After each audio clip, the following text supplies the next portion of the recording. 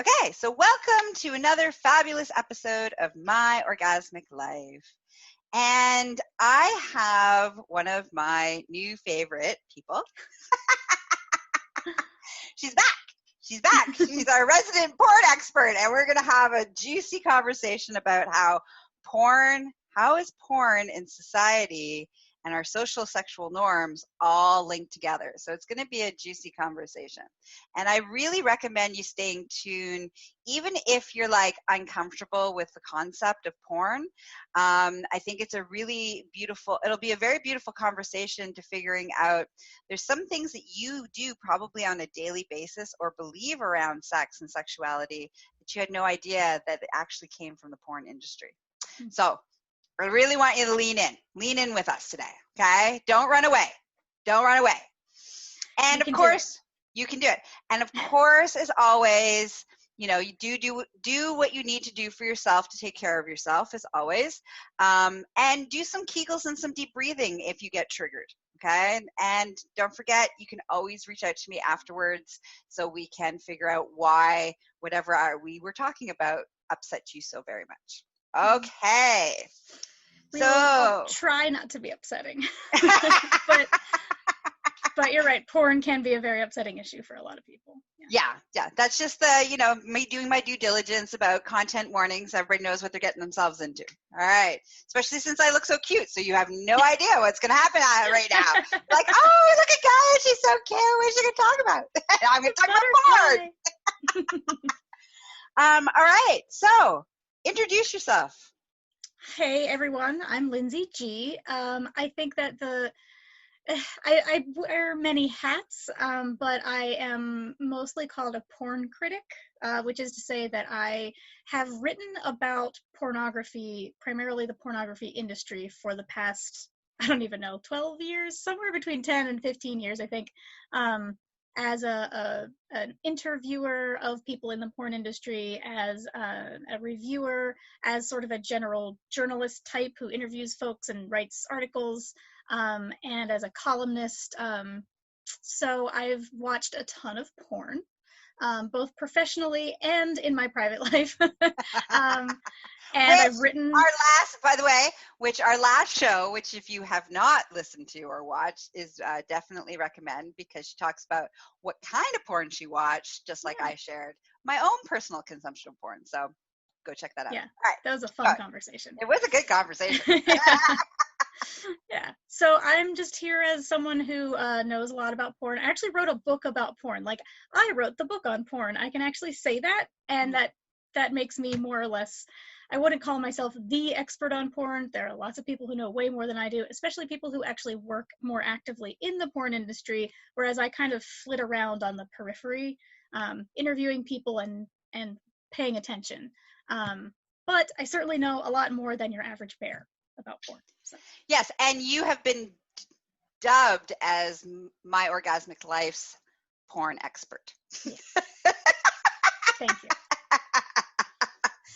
Okay, so hold on. Let me go and check in with because I can only switch back and forth. Unfortunately, the way things are set up, that we can't have both of them at the same time, and there's a delay. Oh, you've got to get one of those like multi-screen setups. I totally need a multi-screen setup, completely. Surrounded by screens. Exactly. I'm like, I got all these different screens doing different things. That would be awesome, but we're not there yet. Yeah. Okay, so through this adventure today, I'm going to go back and forth between all of our audience that are with us live. Yeah. And me and Lynsey getting into this really juicy conversation. And I promise that if you make a comment and first of all, keep all of your comments to a respectful, do not talk about my boobs, even though they're fabulous. We are not going to talk about them. They're great, but they're not the point of the conversation. They're not the point of the conversation. And so I want everybody to remember respect. Okay? If you are not respectful during this conversation, you will be booted and banned. All right, I've set my parameters, I've set my boundaries, and let's get into before we get into our conversation, this episode is brought to you by tickle.life. All right, now we can get into our juicy conversation. So let's talk about sexual norms in society and how the porn industry has been a crucial influencer in that. Oh man, like where to even dive in? Well, actually, let's define so that everybody knows what we're talking about. I think that let's start with our definitions. Okay. Well, so what is porn? I mean, that's also wide open because I think it can be defined in a lot of ways, but I think that probably the easiest, most applicable way would be, entertainment media that is used to jerk off to, which actually opens it up wider because in my explorations of this field, I have realized that there's pretty much somebody out there who will jerk off to literally anything. Like, people have such hugely varied tastes. So something that one person sees as porn could be totally not pornographic to someone else. But I think that the definition still stands. Yeah, I would go with that definition. Pretty much any kind of entertainment, visual stimulation, audio stimulation, brain stimulation that you are whacking off to, jerking off, self-pleasuring, or is creating a horniness factor to you with the intention of whacking off. That I really think defines what porn and pornography is, because each person's definition will vary. So that I think will just cover everybody's definition. Yeah. And I mean, I think that there are definitely gray areas where maybe something wasn't made with that intention, but then people will take it and use it that way. Yeah.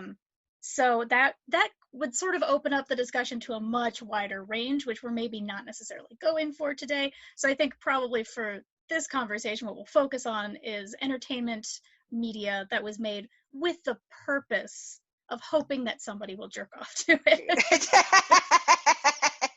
Exactly. All right. And let's define the porn industry so that we're on the same page. So when we say the porn industry, give us a definition of that so that we're all on the same page. All right. Well, that's also a really tricky one because the porn industry has changed so drastically over the past, 10, 15 years.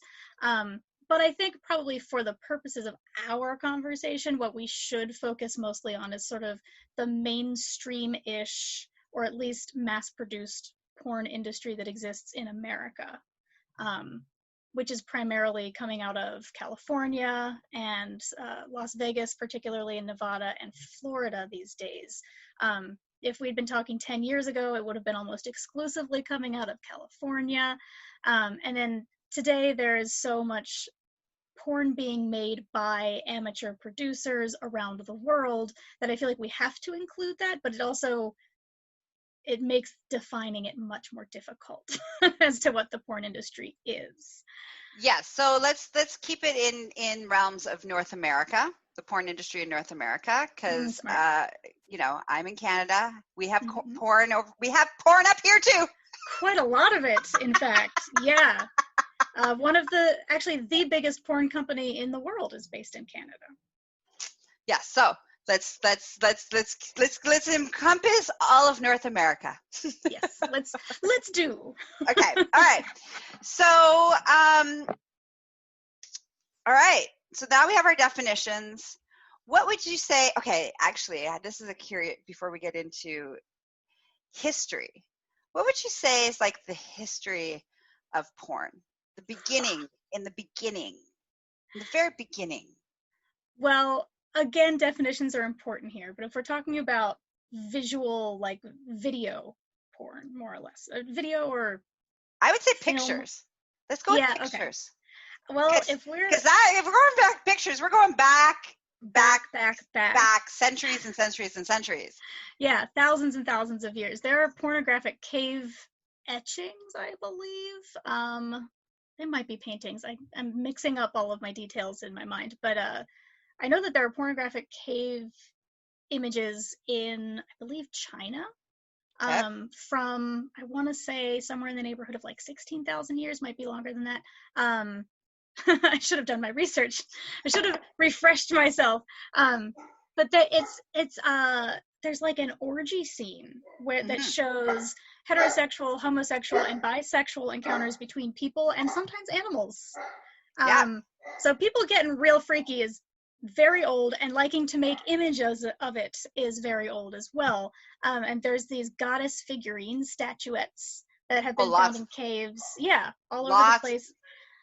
From like, they're like 20 to 30,000 years old, I believe. Yeah. That are very voluptuous female bodies with extremely exaggerated sexual secondary and primary characteristics. I would say that usually, porn. but usually those were the fertility goddesses, like like a lot of those like really ancient sex scenes, sexuality stuff typically was attached to fertility, honoring of the fertility, you know, those kinds of pieces. I was thinking more like in like, you know, when people were starting to take pictures. Yes. People were starting to take pictures, and these little cards that were secrets that you could buy for the purpose of whacking off. Yeah, they were, what they called them, French cards. They called them French cards. Yeah, it was like in the Victorian age. Yeah, I want to say it was basically when photography became a thing. Mm-hmm. Immediately it was put to use to make pornographic images of, you know, prostitutes and other sex workers, and they were sold kind of like on the black market. And I think, I mean, they were hugely popular, and I would say that they were at least partly responsible for the popularization of photography. And you can actually trace pornography's influence in the rise of almost all forms of media, up to and including streaming media on the internet.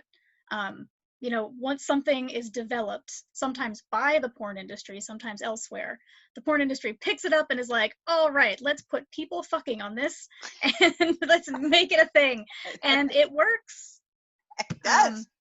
The porn has popularized and democratized photography, film, and then video, then streaming video. Porn more or less actually invented using the internet to pay for things. Mm-hmm. Because people needed to find a way to monetize porn on the internet instead of people just uploading photos or scanning photos and sending them to each other. There's a whole movie about it, actually. Oh crap, I can't remember what it's called. Middlemen. It's called Middlemen, and it stars Luke Wilson. And it's kind of a silly movie. It's not, like, it's definitely not going to win a ton of awards or anything. And I'm sure it doesn't tell the story perfectly, but if you're interested, basically people were like, wow, people are really using this internet thing. How can we make money on it? Porn. Definitely porn. And so they invented ways to move money through the internet, and that led to pretty much everything that is on the internet now. And the funny thing is that it's basically the porn industry that became responsible for payments online. But now, because back in the day, people hadn't figured out that, like, if your credit card bill says, you know, giant titties XXX on it, that your partner might be mad at you. So there were a lot of chargebacks. There were a lot of, you know, people disputing the charges that they made online. And because of that, the payment industry at large will now not work with pornographers at all. So this industry that porn built is now excluding porn from payment processing platforms. It's hilarious and ridiculous and very unfortunate, actually, because pornographers have to pay out the nose to do business online now. Yeah, it's true. All right. I love it. Okay. So let's see what our people are saying. I'm always like, let's get into the economics of it. And everybody's like, snooze. I just think it's very interesting. Okay, so no one has any questions up to this point, so we're good. I'd like to talk about, so here's some of the things that I've noticed in this is when I started to notice that the porn industry really started to affect our sexual societal norms. So here's a couple of key pieces that I saw. First of all, no pubic hair. Pubic hair is like a great way of, if you watch through society, like throughout history, and you watch through the porn industry, is preemptive for what ends up happening in society as our norms. And so I find that really fascinating. So like, for example, I hang out at the nudist resort all the time. This is a place where it's supposed to be au natural. And yet I am probably one of the only women at the whole nudist resort that have pubic hair. Wow. Huh, that's so interesting. I kind of thought that if anything at a nudist resort, you'd see more pubic hair. Nope. Huh. Nope. And that has a lot to do with the porn industry, right? Like the porn industry made having no pubic hair. I mean, at first it was a fetish, right? Yeah. Being fully bald, that was a fetish. Then it became a thing, and now it's the norm. You go to a gym, most women don't have pubic hair. Yeah, I'm at the nudist resort, so I get to see a lot of naked bodies, no pubic hair. And so, but that directly is because the porn industry said, hey, this is a thing that people are turned on by, so let's make that a thing. Oh, now it becomes the actual norm. Yeah. And I don't know the numbers of how long it takes, you might know this, but how long it takes from when something becomes normalized in porn to how it filters down into the norm on the average person who may not even be a porn consumer.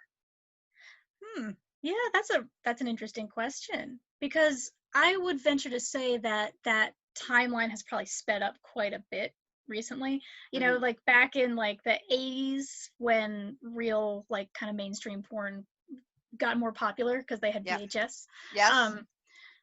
I would say like back then it would take a while, because when you had VHS, you still had to go out and find it. You had to bring it home, you had to watch it, and then you had to, process what you watched. And then I would say at that point, it's mostly straight men who were purchasing or at least renting or whatever, mainstream porn, and then sort of taking what they had learned and putting it into their own sexual practices and preferences. So it probably took kind of a while to filter from those people who actually went out and did the work to get the porn. Yeah, the porn consumers. Right. Yes, you had to go hunting. There was porn. Right. It used to be a hunt. You used to have to hunt for porn. Right. For everybody who's young that are looking and listening to this, they're like, what are you talking about? You had to hunt for porn. Hunting for porn? Oh, yeah, it was like... The men used to take their rocks and their spears, and they would go out into the world. And then again, obviously, back in those days, like through the 70s and the 80s, there was also magazine porn. So you had, your Playboy and Hustler and Penthouse. And they may have been more responsible, actually, in those days for filtering tastes and trends, because they were just more easily available. And I believe it was in, I want to say the late 80s, mid to late 80s, that the hairless thing started to happen in Playboy. Yeah. When they stopped doing their print magazine, there was some online publication published every single Playboy centerfold from all the years of Playboy, and I scrolled through that thing for like hours because it was fascinating to watch the body types, the boobs and the bush and the, how tan people were, how lubed up they looked, the ways that these trends shifted. It was so fascinating. And I want to say it was like mid to late 80s that the bushes started to get smaller and then disappear entirely. And then like late 90s, there was like the landing strip thing became popular. You'd have a little tiny bit of hair on there, and then it pretty much disappeared again. Yeah. And now that's the norm. That's our norm, or just and it's fascinating.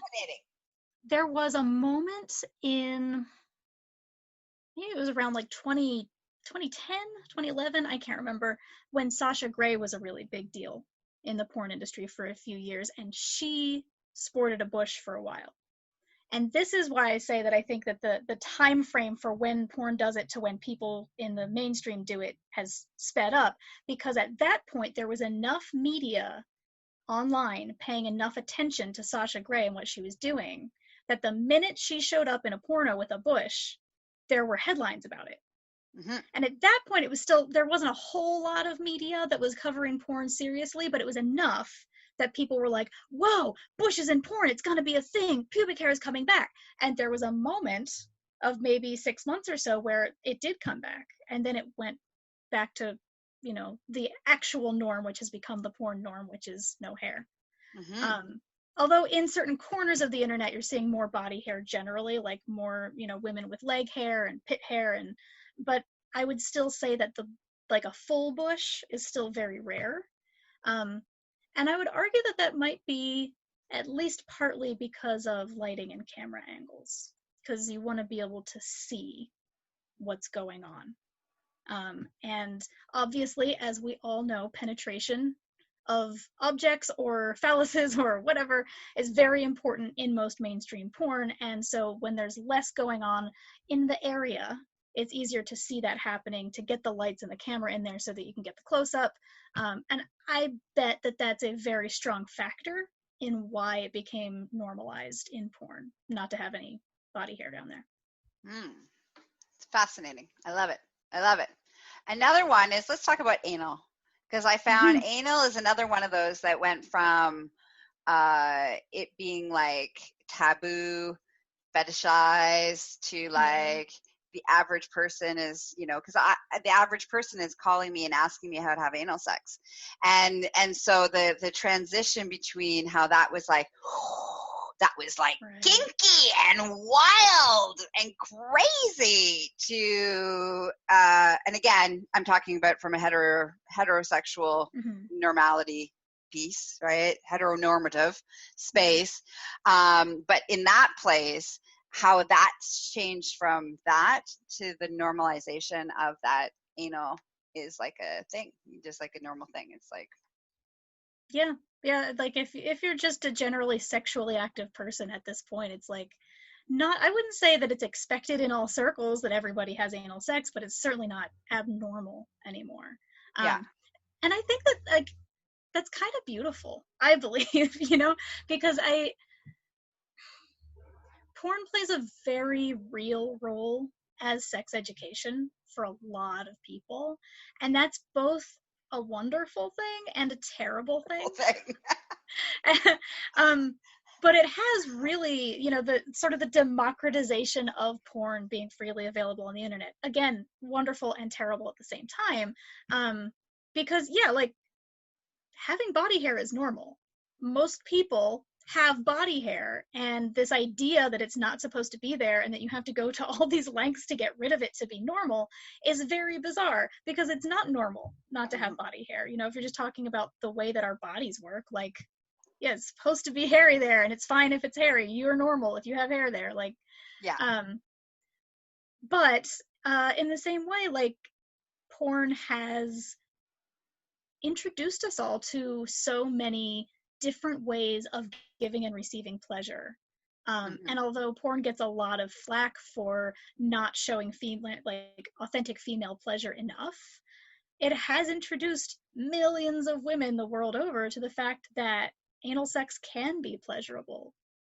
And that doesn't mean it always is. You still want to do it right. You want to warm up, you know. You don't. Okay. So it's really important. Okay, I need to put this in here. Okay. Sex education moment. First of all, porn is not sex education. It is very important. It may have introduced you to a new possibility. It may have stimulated some new thoughts, which is great and beautiful. But it is not education. What happens on a porn set is not what happens in real sex. Okay? It's really important to remember, because this is where we get into some serious problems and all sorts of shit goes wrong and sideways. You can't just spit on it and shove things in anybody's ass, okay? Please don't do that. Do not do that. If you're like, ooh, she's talking about anal. Yes, I've seen lots of porn like anal. Do not do porn like they do. Do not do anal like they do in porn.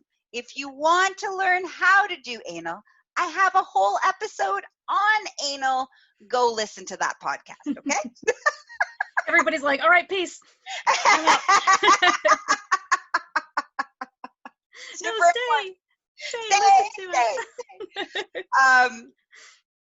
So I think, and I think that's the beautiful thing is, like you said, it can introduce us to new concepts, new ideas, new fantasies. Those new fantasies, like, our spank bank can expand, and our brains can expand, and that can expand our creativity and our imagination, and all these beautiful things can happen from that place.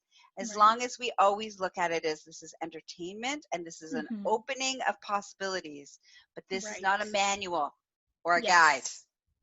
Yeah, and like I said before about camera angles and body hair, something that really doesn't come across in most professionally produced porn is how many concessions are made on a porn set so that it looks better. It is a pre-produced, very heavily edited fantasy that is being presented to you, trying to make it look as pretty as it can. And so, yeah, they get rid of some body hair. They put lights all around, so that they can get the best camera angles. Most of the positions that people do in porn look really good so that you can see the penetration or, whatever is going on. But they often don't feel that good because, sex is about touch and being close to your partner. And a lot of what we see in porn, they're specifically not touching each other so that the camera can get in there and see what's going on. So, if you talk to people who do porn professionally, a lot of them will say it's not very comfortable, and things get edited out. Like, hopefully in the porn that you're watching, if there's a pussy involved, it's dripping wet all the time. But a lot of that is lube, but you never see them apply the lube. That gets edited out because it's not sexy to think about somebody needing lube. But you need lube for lots of things. It's good for you. Love your lube. But you're not going to necessarily know that from watching the finished product. So especially when it comes to anal, there's a huge amount of preparation work that goes into that. Most people who do anal before they go on scene are wearing a butt plug for a while to help relax those muscles. They're using tons of lube. They've pre-negotiated what is okay for the people before they get on set so that when the cameras are rolling, they don't have to negotiate consent. But most of the time they've done it beforehand. And these are all things that you just don't see in the final product. So if you're trying to recreate what you see people doing in porn, line for line and move for move, you're missing a huge amount of what actually goes on. So yeah, think about it. I love it a little bit. I love that you stated all of those things. Yes, it's so important. Yeah. So consent. Important. Consent. Well, yeah. Consent. Yes. Ask somebody before you try to stick something in their butt. Yes. Always. Ask somebody before you stick anything in anybody. Yes. Ears too. Ears, nose, mouth, holes. Actually, before you even touch anybody, you should be asking for consent. Consent. Yes. All right. So I love it. And we're getting lots of really, lube is sexy. We're getting lots of comments going on here. Thank you, everybody, for showing up and giving us juicy comments. Does anybody have any questions for Lynsey while we have a moment here? Throw them at me. Yes, around society and keep it related to our topic. If it's not related to our topic, you ain't getting the answered, okay? So the topic is porn and society. Yeah.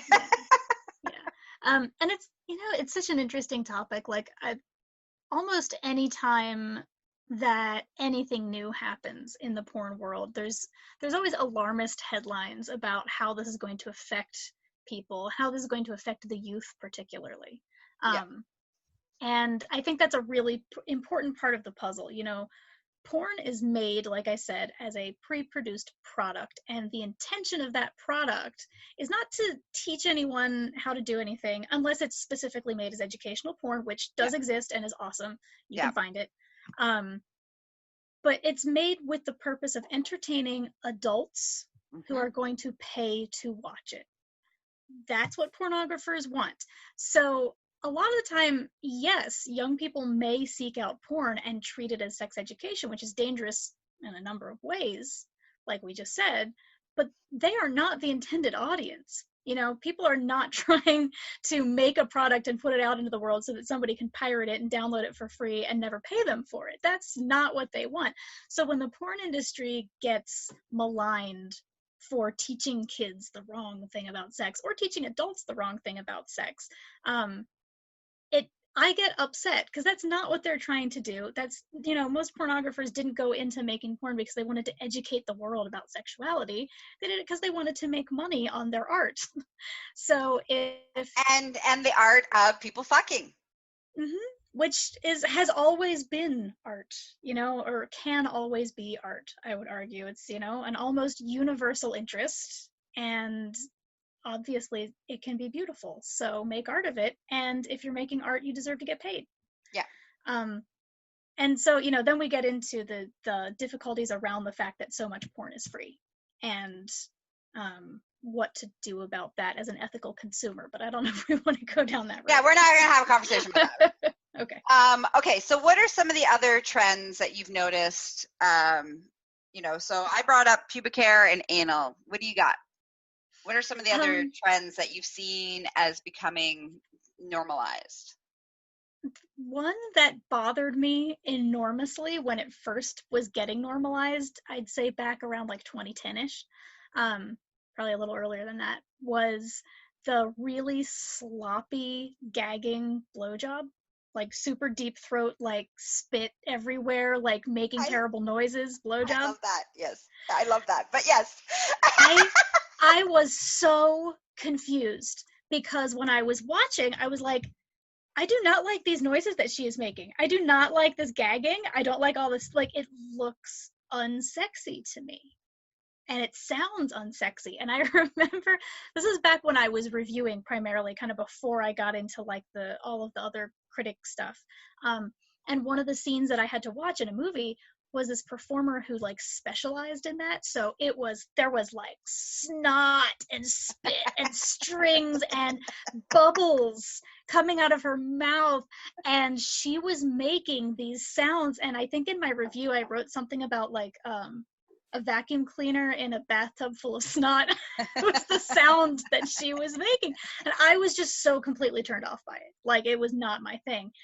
And then after I saw that scene, that became much more normalized in porn, the really sloppy gagging blowjob.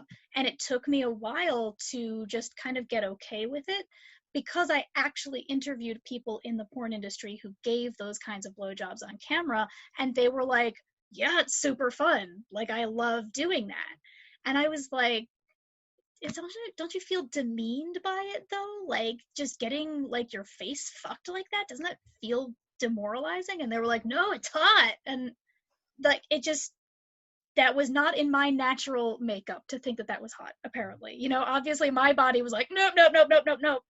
But lots of other people's bodies and brains were super into it. And that's, I mean, it's pretty normal now. Like, there's obviously a spectrum of blowjob techniques in the porn industry, but it's very normal to give a super gaggy, spitty, like, gag reflex-inducing blowjob.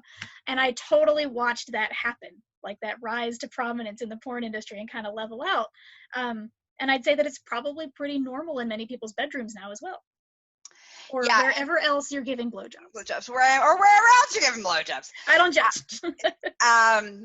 And, you know, I think there's a key piece in that, which is we drop into BDSM. So to drop into the kink, that's part of what the arousal piece is in that. Right. It's in the surrendering submission, in the rawness, in the primal, in the, you know, use me like a filthy whore concept of arousal response, right? And that lives primarily in the kink BDSM realm of sexual exploration. That's a really good point, which I think is another thing that porn has normalized, is that sort of especially power dynamics, the trust involved. Excuse me, sorry. I mean, porn has normalized bondage for sure. Yeah. You know, which has always been quite popular as far as like light kink goes, but porn has brought that so much to the forefront with, you know, porn that is kink porn, but also just across like relatively vanilla porn, bondage play is super normal. Yeah. Yep. So there's all that normalization, right? Right. The normalization of that. Yeah. And, the arousal response when it first showed up is because it's so taboo, right? So it's so, and that's the thing often is in the porn industry is like, oh, this will make some good money. This is something unique. This is something, kind of taboo-ish, and everybody wants to whack off to things that are taboo because, let's be honest, that's part of our arousal response in our fantasy world is about it not being what our norm is, right, on our day-to-day basis. Right. So it's just fascinating that when you can see the porn industry, okay, here's a great new thing, and then people are like, ooh, and then eventually it becomes like, well, I've whacked off so much to it that now it's normalized it as it's no longer taboo for me. So that's the other piece that's always fascinating is the consumption of porn, that there's always upping the level of the ante, right? There's the upping up the ante. And because we up the ante, and then eventually it regulates itself, and then it filters into normalcy of society, then we got to ramp it up again, right? And so you can see that throughout history. And it's, again, it comes back down to the porn industry being like, hey, what freaky shit can we get people to whack off to? Right. And it was really interesting when I sort of entered, writing about the porn industry was like 2007 or 2008. So right after Pornhub became a thing, and right when piracy was really starting to affect the porn industry. And what was happening in the established porn industry that had been operating out of California for years was producers were freaking out because they were watching people utilizing free porn online and watching their profits drop, and they were like, it's the end of the world. And they went crazy, like balls to the wall with making shocking content because they were just like, we got to make as much money as quickly as possible before this whole thing falls apart. And arguably it kind of did fall apart. Things are very different now. So around then is when gonzo porn became the norm. Okay, and so that was explain what gonzo porn is. So gonzo porn is named after gonzo journalism, which was Hunter S. Thompson's form of journalism, which put him as the journalist directly in the action. And gonzo porn took that idea and basically removed the fourth wall, more or less. So gonzo porn, there was a lot of point of view, like handheld cameras of somebody who was fucking, or made to look like it was held by someone who was fucking, who was in the action. So they did away with most sets. They did away with all of the bells and whistles that often used to go into porn production, and it was just people having really hardcore sex, because you could produce it cheaply, and you could therefore make more money on it. And then things started getting really intense. So you started seeing the really intense deep throat blowjobs. You started seeing a lot more anal sex happening. And you started seeing a lot more borderline violent things going on, and like weird fetishes popping up in unexpected places that, you didn't normally see in porn before then, because people were looking to shock their audience into paying for the content. And that's right when I stepped in, and I was like this bright-eyed, bushy-tailed 20-something, and I was like, oh boy, a porn reviewing job, that sounds like so much fun. And part of what was happening was I had been watching free porn on the internet, and I did not feel good about a lot of what I was watching because I had no context for it. And this is where a lot of the ickiness about porn and society comes in. It's when you don't have that context to realize that this looks like it could have been filmed in some random dude's basement in Ohio. How do I know that these people are okay? This person is smacking this other person a lot. How do I know that they're okay with that? And so when I got offered a porn reviewing job, I thought, oh, this will be good because I know it's professionally made and it's not going to be that scary stuff I've been seeing on the internet. And that's when I learned that the scary stuff I saw on the internet was professionally made. And then people were stealing it and putting it on the internet for free, because I got my first DVD to review, and it was just as hardcore you know, and just as intense and just as shocking as everything I'd seen on the internet. It was just packaged nicely so that I knew that these people had been paid, you know, they had signed the paperwork, they were all 18, and they were okay with it. You know, at least on paper. You can never be 1,000% sure, et cetera, et cetera. But that normalization process was right in the middle of happening, of all of these things that used to be fringe or considered kinks or fetishes. And I think that a lot of that has been heavily normalized over the past, 10, 15 years. Yeah. And that was basically because the market was just flooded with it for a while. And then it was like, you can't put that genie back in the bottle. No. Because the public was like, well, now that's what we want. So yeah.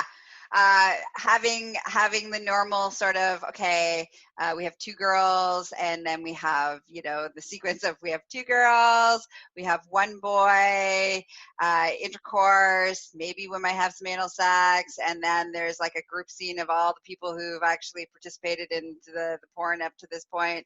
Right. That's not going to cut it. That's not going to cut it anymore. Like, yeah. Although there's an interesting phenomenon that is still sort of happening, and I'm not sure how far it'll go, but I have kind of seen that in the past few years, a lot of studio produced big time mainstream porn has gone a little bit more vanilla as far as the actions that are happening on screen, and the kink is saying that all these people are step family related. Now they call it faux-cest porn, because obviously none of these people are related at all, but you can say, this is a stepbrother and stepsister, or stepfather and stepdaughter, or whatever, and that's hugely popular. And I actually think that bubble may have burst at this point, because it was so big for several years there that it may be starting to dissipate. But in those scenes, you actually would end up having a lot more storytelling going on than we had really seen in mainstream porn for a while. You had a lot more scripting, and you'd have sets that made sense, like they're in a house that they live in, that kind of stuff. So it was kind of like the opposite of the gonzo trend, where you need some setup, you need us to know what the context is here, because the kink is not in the actions they're performing, it's in your head. Yeah. And that's been very interesting. It's been kind of like the opposite of what I saw happening trend-wise for a long time. It's still very kinky, and a lot of people got very upset by it, but not because they were doing things on screen that were particularly outrageous. Yeah, but the premise behind who's doing it became the outrageous part. Right. Still outrageous. Let's just be honest. That hasn't changed. Yeah, and it's super interesting too, and very interesting that that all happened kind of before everybody went into quarantine. I feel like it was super, super popular. Everybody's like, oh yeah, totally want to fuck my stepsister. Oh yeah. And then you go into actual quarantine with your actual family, and it's like, oh God, no, yeah. I don't want any of this. All right. So what would you say is the one thing that you want to say to the audience before we close up our show today? Ooh. I mean, I feel like I already covered it. Porn isn't real sex. It's not. I have interviewed, I don't know, probably several hundred people who make porn over the course of my career. And pretty much all of them say it's not real. So take their word for it. Excuse me. I have a frog in my throat. I'll turn it back to you for a second. What do you want people to know? So with the theme that Lynsey's going with, I'm also going to concur that porn is not real. And it's not sexual education. And please come hang out with me for the sexual education part. Of the sex, okay? I have lots of programs, courses, all sorts of juicy things, but I can help you with the education and the actual real sexual skill building that needs to happen so that you can swing from the chandeliers and have freaky sex, okay? And make sure that you're physically okay, emotionally okay, psychologically okay, your relationships and consent, how to navigate, how to negotiate, how to have conversations, okay? So that shit doesn't go sideways, right? So come see me. The other part that I want to say about that is that we haven't talked about, and I think maybe our next conversation, we should have a conversation about the addiction to the porn addiction, which is huge, and how the consumption of porn, when not used in a healthy manner, can be very, very self-destructive. And I think that would be a really good conversation your next time that you're on, because people, there's a lot of stuff around not being able to not being able to function in society because there's an addiction to porn, not being able to have intimacy and connection to others because what your overconsumption of pornography, what you've in your body dysphoria. Like there's so many things that happen as when we don't move in a healthy relationship with pornography, and not because of the porn industry, but because who we are and how we've been taught to move with it, right? And I think that that's an important piece. So if you've been listening to our show today and you're like, yeah, but what about my husband not fucking me and he stays up all night long watching fucking porn instead of actually having sex with me, right? That shit is real, and that shit's important, and we will talk about that in our next show. But don't discredit our conversations that we've had because of maybe some of the relationship that you have with porn or your partner's relationship with porn has not served you well. Yeah, I would definitely piggyback on that to say that, porn can be an incredibly useful and helpful tool in your sexual toolkit, as they say. Like we were saying before, although we do not encourage taking porn as literal sex education, you can learn so much about yourself, your fantasies, your body, other people's bodies from watching porn. And a lot of what is available online today isn't necessarily studio produced, mainstream porn. There's actually a lot of like real people really fucking on the internet these days, which often looks very different and can be, mind opening in a lot of ways. So, I would encourage people to like go out and explore, find the things that turn you on, and then, go to Gaia, find ways to do those things ethically and consensually and orgasmically and have a blast, enjoy your body. But yeah, remember that porn is it's a product. It's made for your consumption. Entertainment. Yes, it's entertainment. It can be a tool and it can be a wonderful part of your toolkit, but yeah, it's just a tool. And like everything else, when you watch a movie, when you go to the movies, you're not like, oh, that's history. That's exactly how that happened. You don't. You don't move in that way. When you read something, you're not like, because you read it off the internet, that it's true, right? It's like, but I know there's some people who do that. I recommend not doing that anymore.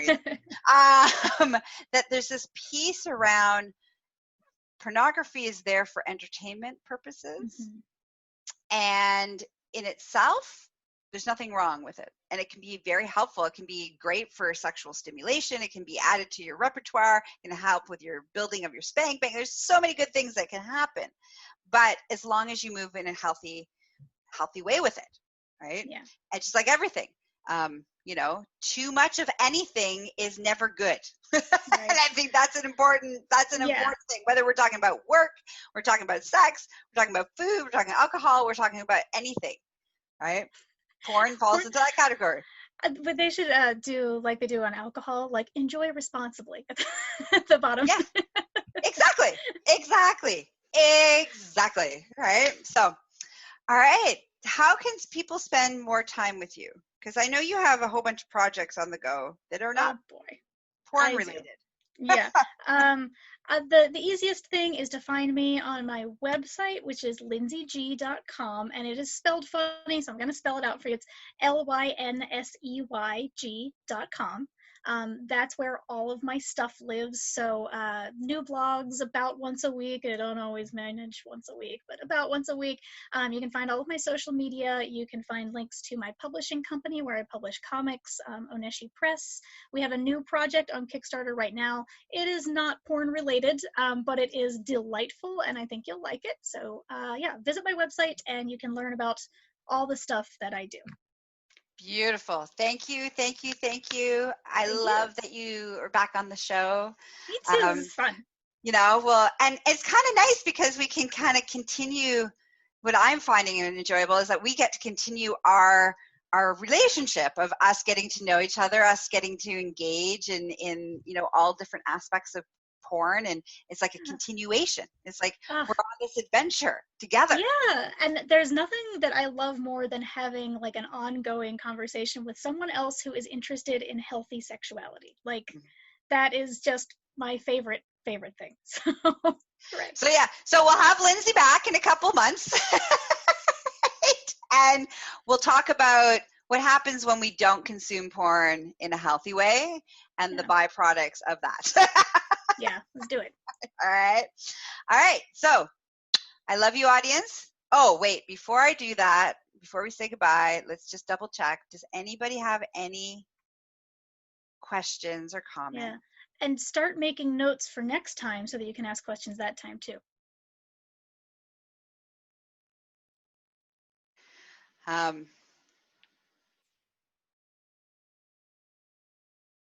Okay.